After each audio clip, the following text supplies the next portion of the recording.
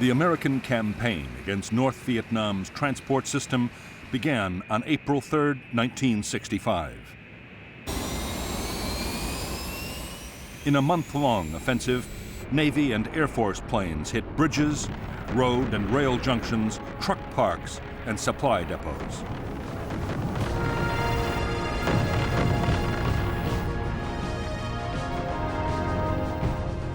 For the Americans, one of the most important targets was the Ham Rung Bridge across the Song Ma River. The bridge was a choke point for troops and supplies moving southwards.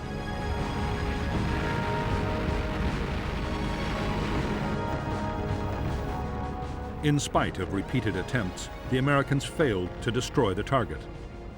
2 U.S. planes were lost to MiG fighters and more to anti-aircraft defenses.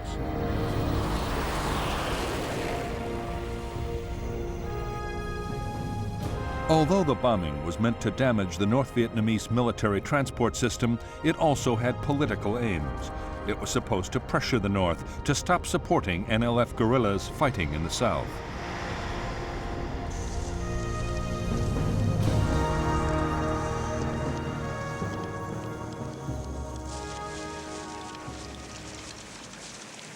In spite of the mounting damage, Ho Chi Minh, the northern president, was defiant.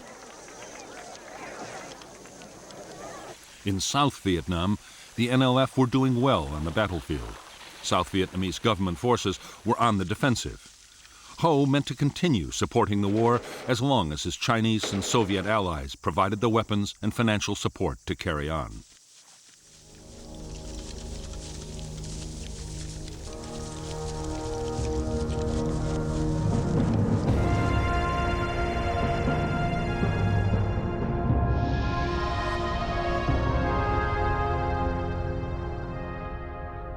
North Vietnam's war materials from the Soviet Union and China came overland by rail or by sea into the major ports of Haiphong, Hong Gai, and Cam Pha.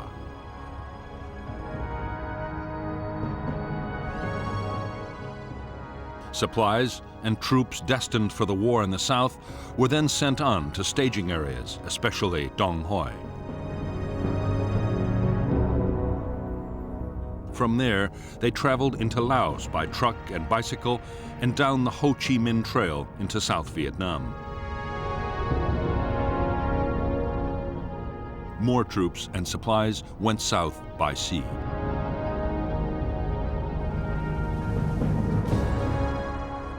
American aircraft had already attacked junctions, bridges, troop staging areas, and supply depots vital to the North's supply effort.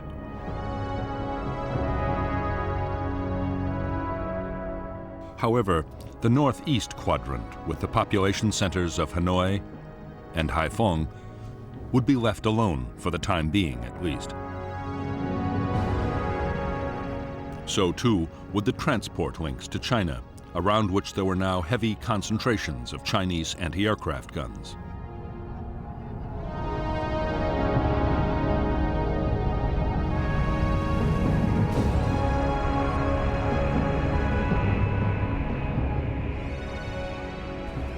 As the Rolling Thunder campaign continued, opposition to the bombing grew in the United States and around the world.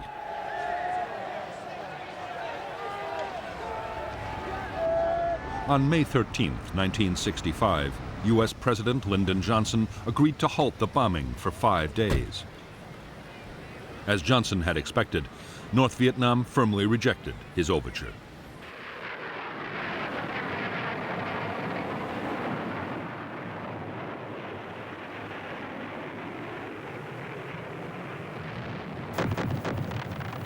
In the months that followed the bombing pause, Rolling Thunder attacks were steadily intensified. Transportation was still the top priority, but the list of targets approved by the White House was steadily broadened. The planes also began to range further north than before.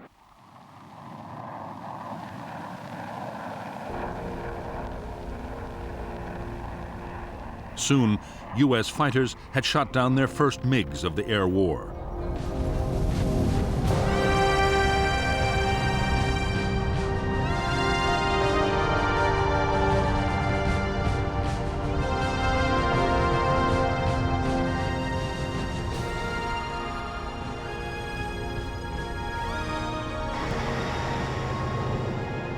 By July 1965, a ring of Soviet-supplied surface-to-air missile batteries surrounded key sites in North Vietnam.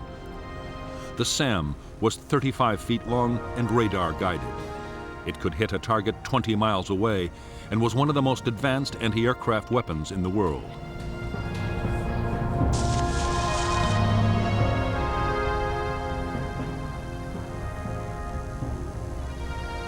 If the SAM's warhead detonated anywhere within 200 feet of an aircraft, it would almost certainly bring it down in flames.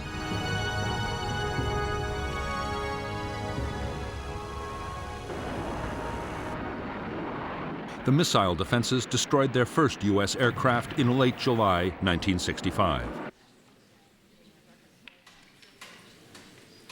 In the coming months, 1 in every 20 SAMs fired would hit its target.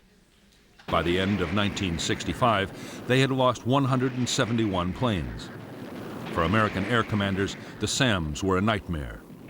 The only solution was to try and stay outside their range for as long as possible.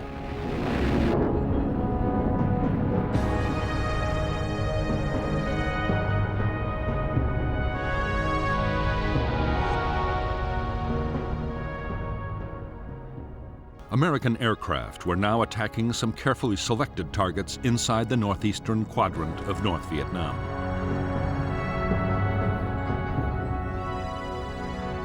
However, they had orders to avoid prohibited zones of 10 miles around the capital Hanoi and 4 miles around the port of Hai Phong.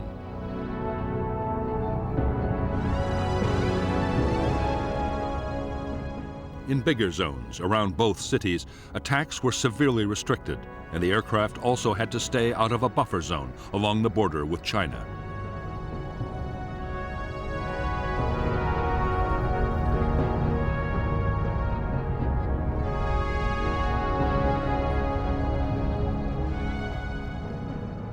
It was in the northeastern quadrant that the North Vietnamese had built up the heaviest concentrations of fighters and anti-aircraft missiles. The Americans knew the operating ranges of the MiGs and the SAMs. Attacking aircraft took elaborate measures to avoid them until the last possible moment.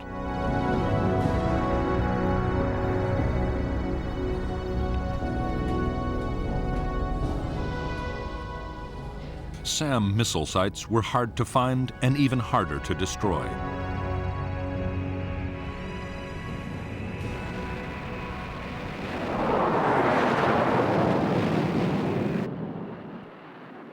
To make the problem worse, those inside prohibited zones around Hanoi and Hai Phong could not be attacked at all. It would be months before the restriction was lifted.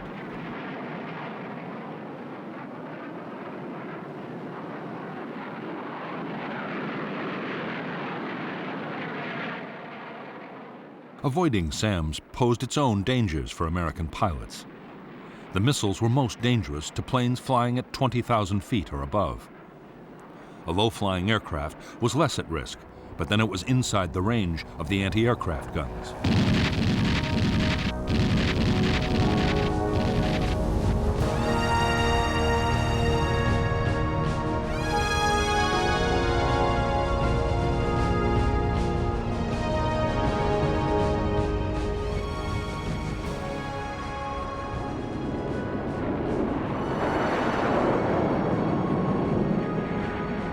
By this time, North Vietnam's MiG fighters were being sent into battle whenever the odds seemed in their favor.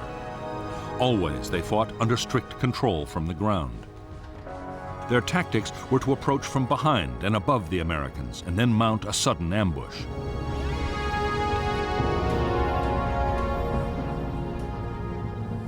To the intense frustration of U.S. air commanders, American planes were strictly forbidden to attack North Vietnamese fighter bases. The fear in the White House was that Chinese or Soviet advisors might be killed, provoking retaliation.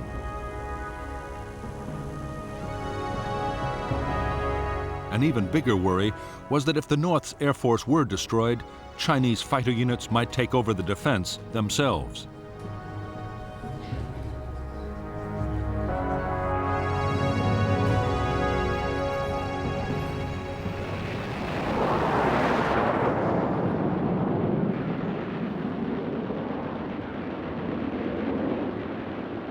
By September 1965, MiGs had destroyed 11 U.S. aircraft in combat, but more than 20 MiGs had been shot down by American planes. Nearly 2/3 of the whole North Vietnamese fighter force was gone. In October 1965, General Giap, the North Vietnamese defense chief, was forced to order the 921st Fighter Wing to cut back combat operations.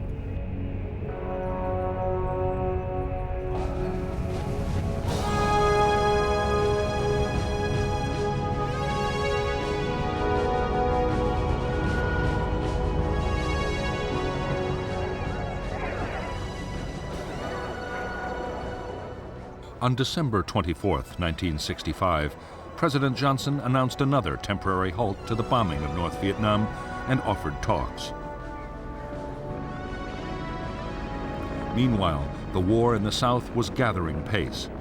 By the start of 1966, 184,000 U.S. troops had arrived in country.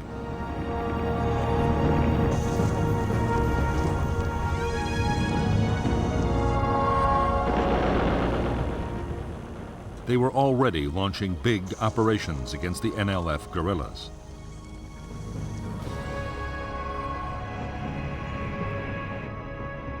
Months before, American leaders had decided that the air war in the South would, if necessary, take priority over operations against the North. Hundreds of transport aircraft and fighter bombers supported American troops. Strike aircraft could be called in by any combat unit in the field. Time after time, their bombs, rockets, and napalm saved American units being overrun by the Viet Cong, but they also hit thousands of civilians in their homes.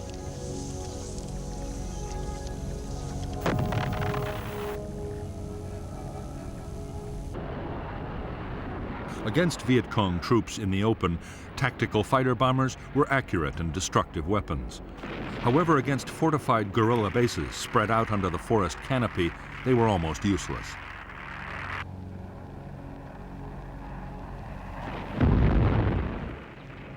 The solution suggested by the U.S. commander in Vietnam, General Westmoreland, was to carpet bomb with B-52s.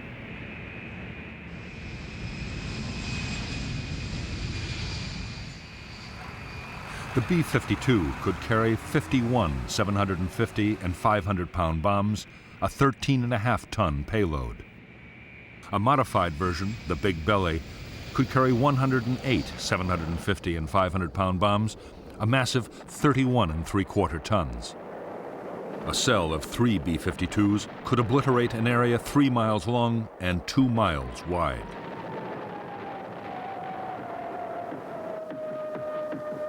B-52 raids were codenamed Arclight.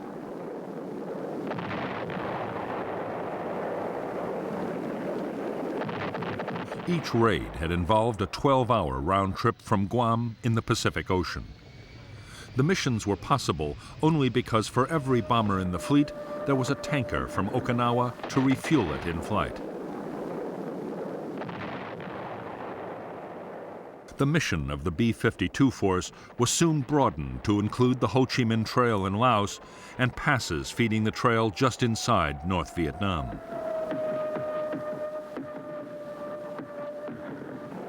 The bombers were also accurate enough to support U.S. troops on the ground.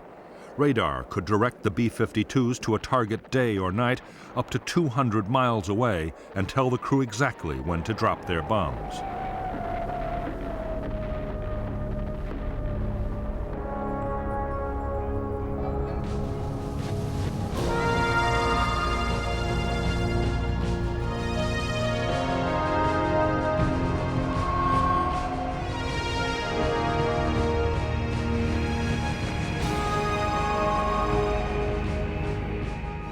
The pause in the bombing that President Johnson had ordered in December 1965 lasted 37 days. When the bombing restarted, it had coincided with appalling weather. North Vietnam was given a priceless breathing space in which to boost its defenses.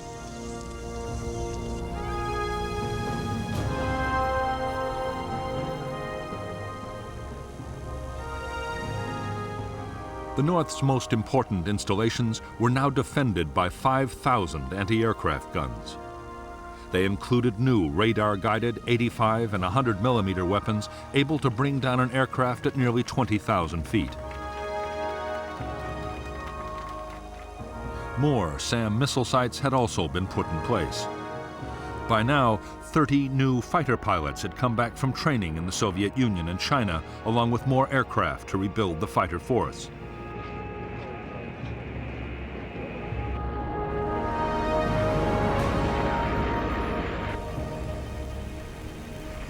American aircraft losses were now 20 a month over North Vietnam.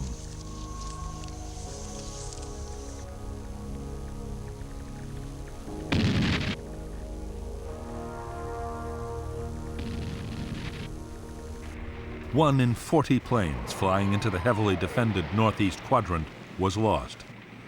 Pilot morale was beginning to suffer. Most were in combat every second day, and some even more often.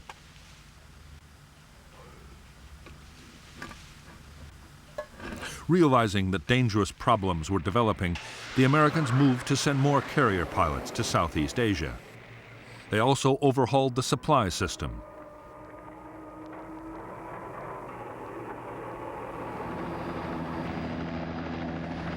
At the same time, other changes were made to help reduce American casualties and boost morale.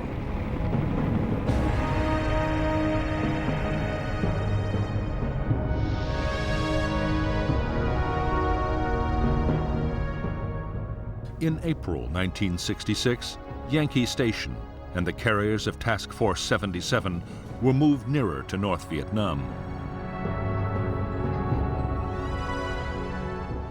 At the same time, two new search and rescue stations were created, called North and South. The stations were placed on the routes most used by U.S. strike aircraft.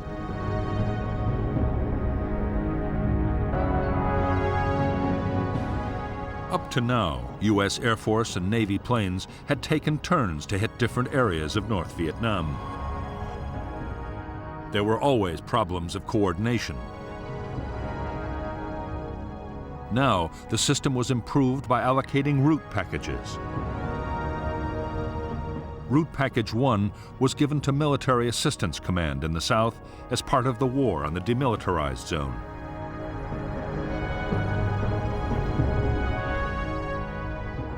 The Air Force was assigned Route Packages 5 and 6A.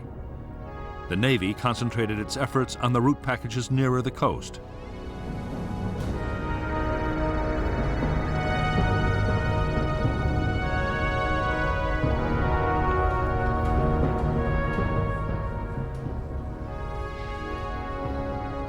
The route package system allowed American pilots to learn the defenses of their own target areas.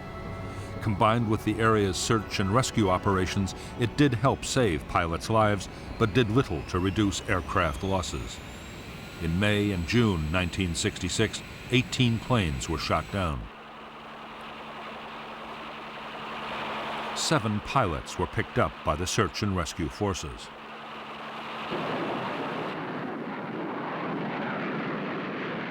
By now, every American raid included attacks to suppress anti-aircraft defenses. Strikes were also supported by a vast array of sophisticated technology. Early warning radar aircraft could alert pilots to MiGs or SAM launches. Electronic warfare planes tried to jam anti-aircraft radars. Wild Weasel strike aircraft, armed with the new Shrike radar-seeking missiles, were deployed to hit the SAM sites.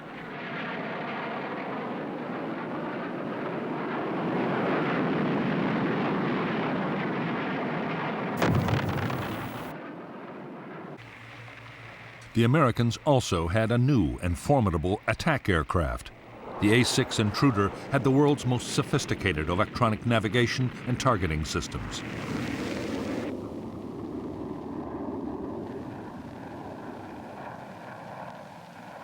It could find and hit targets day or night in any weather and carried a 6.5-ton bomb load. In poor conditions, a pair of intruders could destroy a target that a normal raid of 100 aircraft might fail to hit.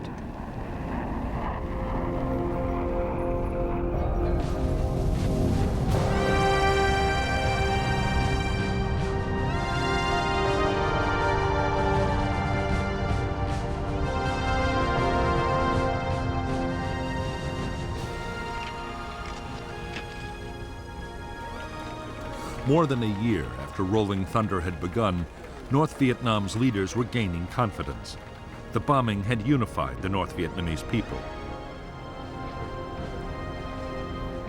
Damaged railway stock, trucks, and industrial equipment were being replaced by the Soviet Union and China.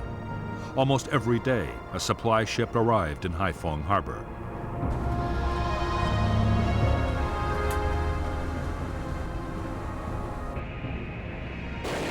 The Soviet Union had also supplied new advanced fighter aircraft, bringing the number of North Vietnamese planes to 70.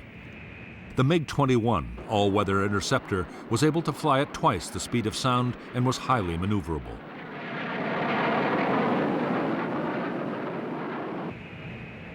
It was armed with 2 cannon and 2 Atoll infrared homing missiles, deadly weapons at medium ranges.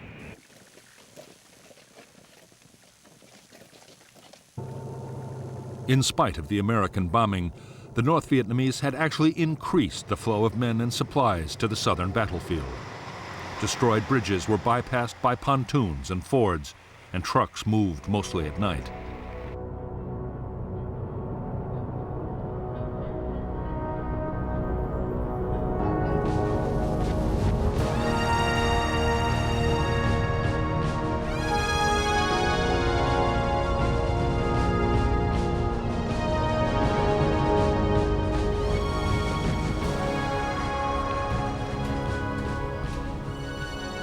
For months, the American Joint Chiefs of Staff in Washington had been urging the president to launch an all-out campaign against North Vietnam. Above all, they wanted to target petroleum and oil storage, the PAL system.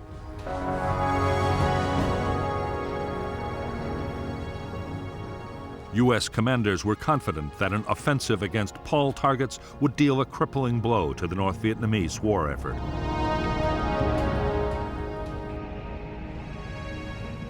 The offensive was put off again and again. President Johnson was waiting for an answer to peace feelers sent out to Hanoi. When there was no response, the president approved the attacks.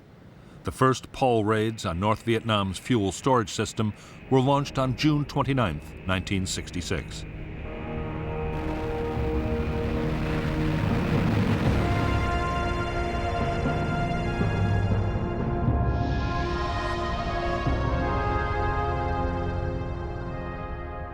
North Vietnam had 13 major oil storage facilities.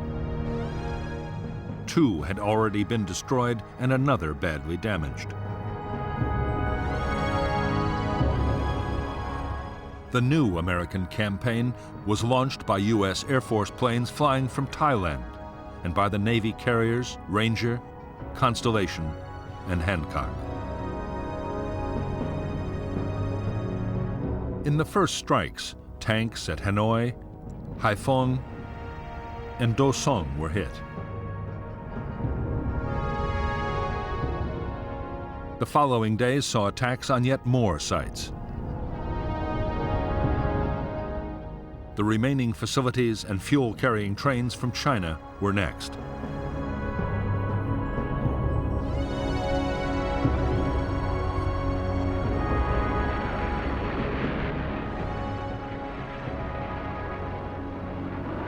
The American attacks were completely devastating. The North's biggest facility at Haiphong was totally destroyed. Smoke from the burning tanks reached 20,000 feet into the sky.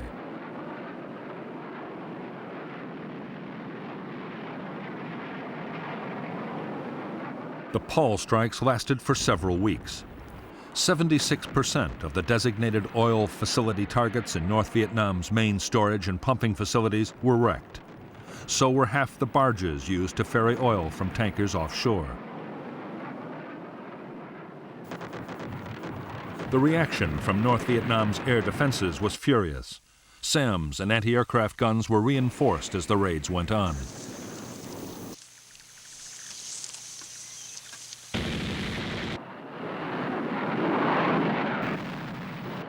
The MiGs, flying from airfields still off-limits to U.S. bombs, could attack at will.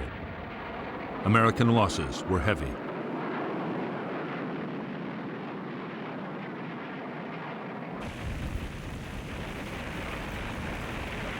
In spite of the massive size of the Paul campaign and the heavy cost in downed aircraft, the American raids had a limited effect.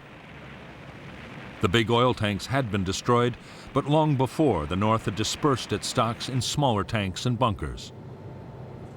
Some had been hidden in residential districts, places the Americans might avoid attacking. The Americans launched a massive effort to try and eliminate the dispersed oil stocks.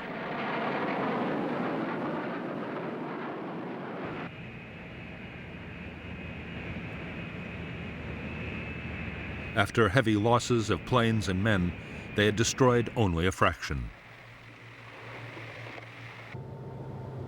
North Vietnam still had more than enough to supply its own needs and the needs of the trucks supplying the southern battlefield.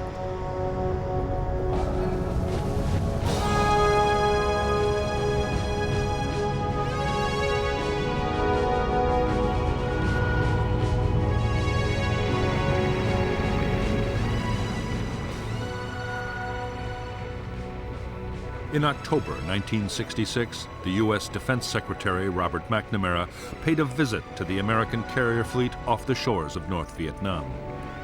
With him was General Wheeler, the chairman of the Joint Chiefs of Staff, and Admiral Sharp, the Pacific Fleet commander.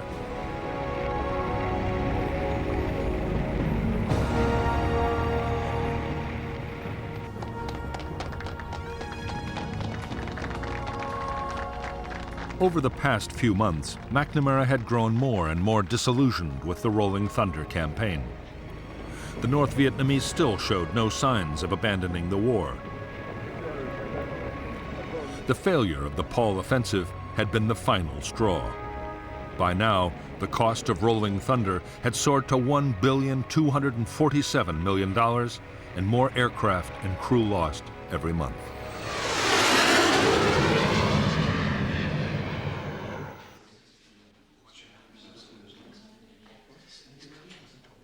McNamara now favored curtailing the bombing. He argued that U.S. aircraft should concentrate on attacking the supply routes from North Vietnam to the south, at a much lower cost in lives and cash. Military leaders were dismayed. Their argument was that Rolling Thunder had failed because, with all the restrictions, it had never been given a chance to succeed.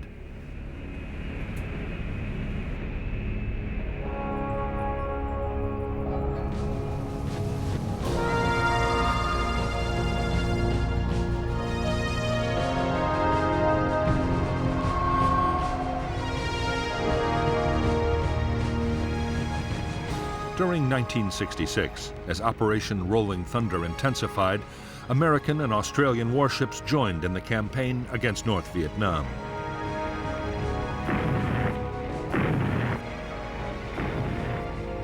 Operation Sea Dragon attacked more than 3,500 land targets, including bridges, railroad yards, and truck parks.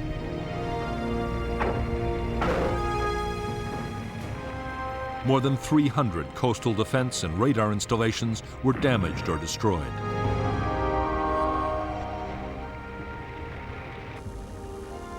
The attacks were fiercely resisted by North Vietnamese coastal artillery batteries.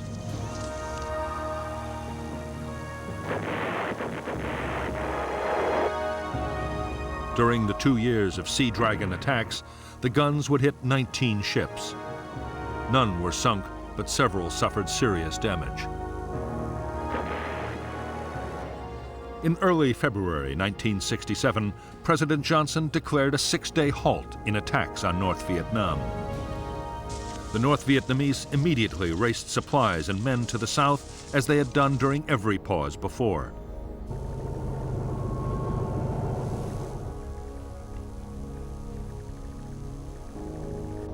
Ho Chi Minh replied to Johnson's offer of negotiations with a demand that the bombing stop completely.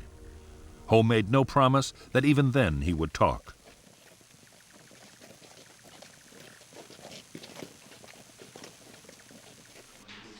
Ho's rebuff left Johnson frustrated and angry. It was now a contest of wills. To increase the pressure on North Vietnam, Johnson sanctioned attacks on a new list of bombing targets.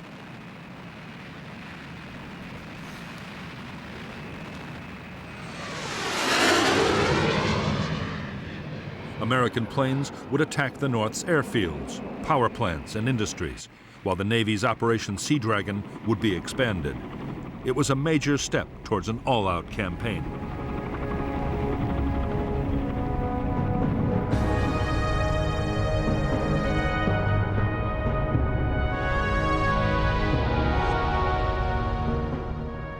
The U.S. and Australian warships of Operation Sea Dragon were allowed to extend operations from 19 to 20 degrees north.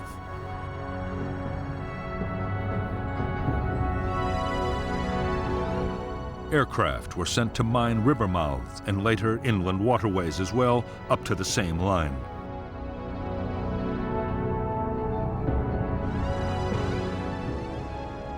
Haiphong Harbor, however, the North's most important port, would not be mined until 1972 to avoid the risk of sinking Soviet ships.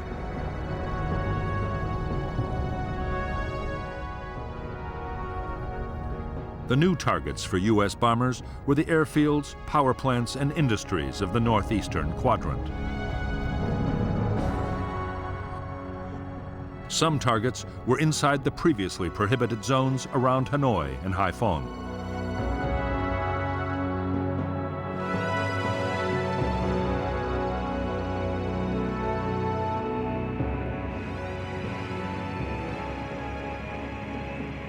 The American attacks on North Vietnam's airfields began on April 24, 1967.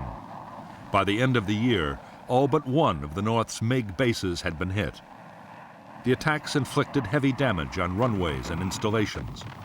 There were furious air combats over Hanoi and Haiphong as every available MiG was thrown into action.